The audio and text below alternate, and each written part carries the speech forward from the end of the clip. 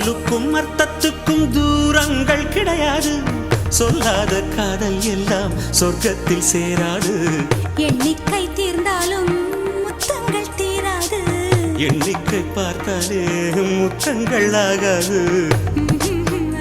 அனுபவமோ